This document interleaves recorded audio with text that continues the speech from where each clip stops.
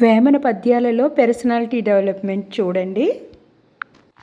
రాతి బసవని గని రంగుగా మ్రొక్కుచు గనుగ బసవని గని గుద్దుచుండ్రు బసవ భక్తులెల్ల పాపులు తలపోయ విశ్వదాభిరామ వినురవేమా.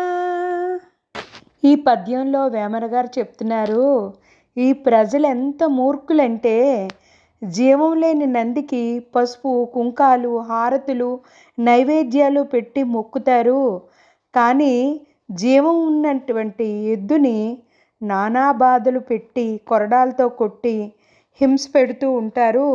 ఇటువంటి మూర్ఖుల్ని మించినటువంటి పాపులు ప్రపంచంలో ఎక్కడా ఉండరు అని వేమన గారు ఈ పద్యంలో మనకి చెప్తున్నారన్నమాట.